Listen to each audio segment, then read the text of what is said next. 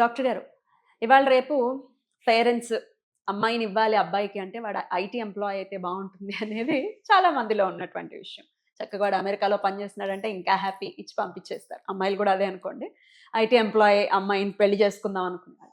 సరే, వీళ్ళు పెళ్లిళ్ళు చేసుకోవడం, హ్యాపీగా ఉండడం ఇవన్నీ పక్కన పెట్టేసి ఐటీ ఎంప్లాయీస్ డెస్క్ జాబ్ చేసేవాళ్ళు కదా. ఆబ్వియస్గా వీళ్ళకి కామన్గా వచ్చేది బ్యాక్ పెయిన్, నెక్ పెయిన్. ఇది కామన్గా చూస్తాం, అది కూడా 30 yearsలోనే స్టార్ట్ అవుతుంది.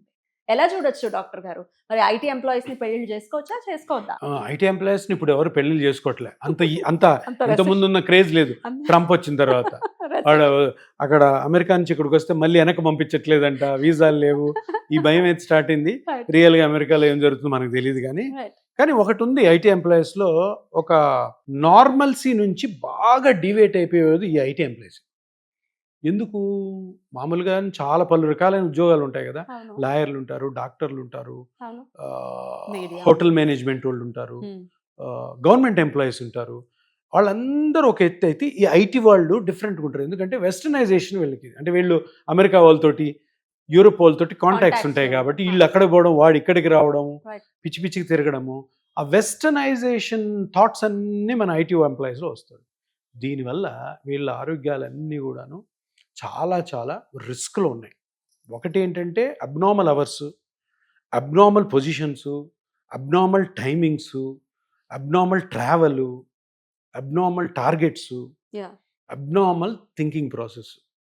వీళ్ళు ఎందుకంటే ఇది మామూలు ఉద్యోగాలు కాదు. ఇప్పుడు మనం ఇది డిగ్రీ చేసాము, ఒక లెక్చరర్ జాబ్ వచ్చింది, పొద్దున్నే 9 గంటలకి బస్సు ఎక్కుతాము, టిఫిన్ కట్టుకుంటాము, వెళ్తాము, 3 క్లాసులు చెప్తాము, మధ్యాహ్నం భోజనం చేస్తాం, మళ్ళీ ఒక గంట చిచ్చాటు, ఒక 2-3 క్లాసులు చెప్పి వస్తాం. అట్లా ఉండదు ఐటీ. వాడు పొద్దున్న వెళ్ళాలి, రాత్రి ఎప్పుడో వస్తాడు, టార్గెట్ ఉంది, వాడు లీడర్ వదలడు. కొందరు నైట్ డ్యూటీస్ చేస్తారు, నైట్ షిఫ్ట్ అని చెప్పి నైట్ అంతా పనిచేసి ఇంట్లో పొద్దున పడుకోరు, పొద్దున వేరే పనులు చేసుకుంటుంటారు. సో బేసికల్ ఏంటంటే మొత్తం బాడీ అంతా కూడాను ఐటీ ఎంప్లాయీస్ది హైలీ రిస్కీ మోడ్లో పోతుంది అనమాట. ఎందుకంటే మనం అన్ని ఇండియన్ బాడీస్, మన వెస్టర్న్ బాడీస్ కాదు. సో అటువంటి అలవాట్లు మనం చేసుకో. ఇది కాక అనవసరమైన ఎక్సర్సైజ్, అనవసరమైన జిమ్ యాక్టివిటీస్, అనవసరమైన వాకింగ్లు, అనవసరమైన రన్నింగ్లు, అనవసరమైన జాగింగ్లు, అనవసరమైన ట్రెక్కింగ్లు, మ్యారథాన్లు, ఇవన్నీ కూడాను నిజంగా చూస్తే ఐటీ ఎంప్లాయీస్ తప్ప వేరే వాళ్ళు ఎవరు చేయరు. ఇప్పుడు కోర్టులో ఉన్న లాయర్స్ని ఇవన్నీ అడిగిన చేయరు. వాళ్ళు ఏదో చిన్న వాకింగ్ చేసుకుంటారు, వదిలేస్తారు. టీచర్లు, డాక్టర్లు చేయరు. సో ఐటీ ఎంప్లాయీస్ తప్పకుండా ఆలోచించాల్సింది అంటే వెస్ట్ని కాపీ చేయకండి. ఇంకోటి మర్చిపోయాను చెప్పడం, నైట్ పార్టీస్, అబ్నార్మల్ పార్టీస్, 10-11 వరకు, 3 గంటల వరకు, పొద్దున్న 4 గంటల వరకు, ఇవన్నీ అక్కడ నేర్చుకున్నాను. That's absolutely wrong. దీనివల్ల జరిగే నష్టం ఏంటంటే మన బాడీ ఆ యాక్టివిటీస్కి తట్టుకోక first abdomen problems, gut problems, తర్వాత సైకలాజికల్ ప్రాబ్లమ్స్, ఫిజికల్గా చూసుకుంటే బాడీ పెయిన్స్. అది ఎక్కువగా స్పైన్ మీద ఎఫెక్ట్ చేస్తుంది, నడుము నొప్పి.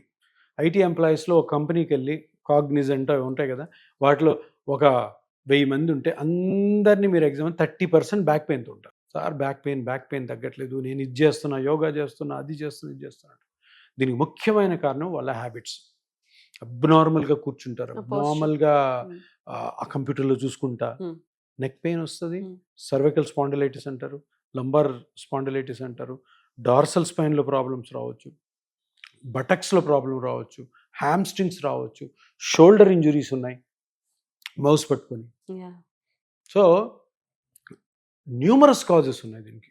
డిస్క్ ప్రొలాప్స్ రావచ్చు, ఇప్పుడు లో బ్యాక్ పెయిన్ అనుకోండి, డిస్క్ ప్రొలాప్స్ రావచ్చు, లిగమెంట్ స్ట్రెయిన్ అవ్వచ్చు, టెండాన్స్ ప్రాబ్లం రావచ్చు, జాయింట్స్ రావచ్చు, నర్వ్ కంప్రెషన్ ఉండొచ్చు, డిస్క్ క్రాక్స్ ఉండొచ్చు. ఇవన్నీ కూడాను అందరిలో జరుగుతాయని కాదు, కానీ ఐటీ ఎంప్లాయీస్లో ఎక్కువ మందిలో జరిగే అవకాశం ఉంది. ఎందుకంటే వాళ్ళు చదువుకున్నప్పుడు వాళ్ళ ఫిజికల్ యాక్టివిటీ, వాళ్ళు ఎగ్జామ్స్ రాస్తున్నప్పుడు వాళ్ళ ఫిజికల్ యాక్టివిటీ, జాబ్ రాకముందు పెళ్లి చేసుకొని పిల్లల్ని కనడం ఫిజికల్ యాక్టివిటీ, జాబ్ వచ్చిన తర్వాత మొత్తం మారిపోయింది సినారీ. సో దీనివల్ల ఐటీ ఎంప్లాయీస్లో ఇటువంటి ప్రాబ్లమ్స్ చాలా risk. This the main reason is westernisation of Indian body. మరి ఇటువంటి పెయిన్స్ కి పిఆర్పి ఎట్లా అడ్రస్ చేస్తుంది? yes, this depends on condition. మళ్ళీ ఇప్పుడు బ్యాక్ పెయిన్ ఎక్కువ వస్తుంది.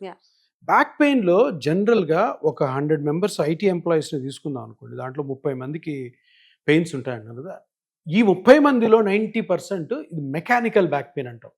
మెకానికల్ బ్యాక్ పెయిన్ అంటే జనరల్గా డిస్క్ ప్రొలాప్స్, డిస్క్ వచ్చి నర్వ్ని కంప్రెస్ చేయడము, జాయింట్ ప్రాబ్లమ్స్ కాకుండా స్పైన్ అంతా కూడాను పెద్ద పెద్ద మజిల్స్ ఉంటాయి. ఆ మజిల్స్ ఈ అబ్నార్మల్ పొజిషన్స్ వల్ల, అబ్నార్మల్ టైమింగ్స్ వల్ల స్ట్రెయిన్ ఎక్కువ అవుతాయి.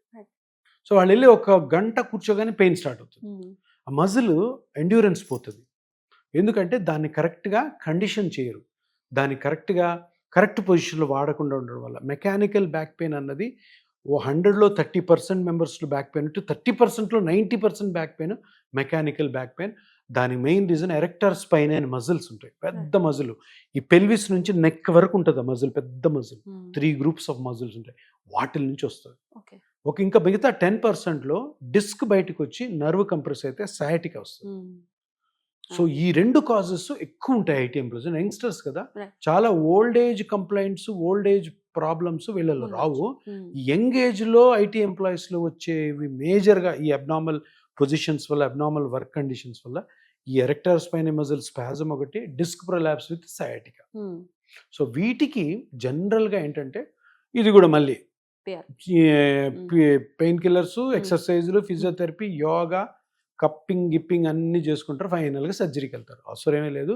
ఫస్ట్ ఆఫ్ ఆల్ ఎప్పుడైనా ఇట్లా నొప్పి వచ్చి ఆ నొప్పి మిమ్మల్ని 15 రోజుల కంటే ఎక్కువ బాధ పెడుతుందంటే ఒక ఎంఆర్ఐ తీసుకొని దాంట్లో ఏ పార్ట్ అయితే డ్యామేజ్ అవ్వడం వల్ల, స్ట్రెయిన్ అవ్వడం మీకు నొప్పి వస్తుందో కనుక్కొని ఆ పార్ట్లో కరెక్ట్గా ఏ పార్ట్ అయితే అనుకో దానికి పిఆర్పి చేయడం ద్వారా, పిఆర్పి కాకుండా ఇంకా రేడియో ఫ్రీక్వెన్సీ అబ్లేషన్స్ అని, దాని తర్వాత ఇంకా చిన్న చిన్న ట్రిగర్ పాయింట్ ఇంజెక్షన్స్తో కూడాను మంచి రిలీఫ్ వస్తుంది. దాని తర్వాత మనం ఏవైతే రూల్స్ అండ్ రెగ్యులేషన్స్ పాటిస్తూ చేంజెస్ చేసుకుంటే మళ్ళీ నొప్పి వచ్చే ఛాన్సెస్ బాగా తగ్గిపోతుంది. ఒక సజెషన్ ఇవ్వండి, టిప్ అనుకోండి, లేకపోతే సజెషన్ ఇవ్వండి డాక్టర్ గారు. ఈ నెక్ పెయిన్ వచ్చినప్పుడు కూడా సాధారణంగా ఇట్లా విరపడం అనేది సర్వసాధారణంగా చేస్తుంటారు. ఎంతవరకు కరెక్ట్ అట్లా చేయటం? అంటే విరగగానే నొప్పి తగ్గుతుంది అని కాదు, కానీ ఆ పెయిన్ ని ఏదో ఒక విధంగా ఇంకో పొజిషన్లో ఇట్లా అనుకుంటా ఉంటాం, అంతే కదా. ఇప్పుడు మనకి నొప్పి వచ్చింది దానికి ఇట్లా పిసుకుంటాం, అదే విధంగా ఇక్కడ వచ్చినప్పుడు అట్లా అలవాటు అవుద్ది అంతే. దానివల్ల ఏం కాదు. సడన్ గా మజిల్ స్పాజంలో పోయి నొప్పి ఎక్కువ వచ్చు.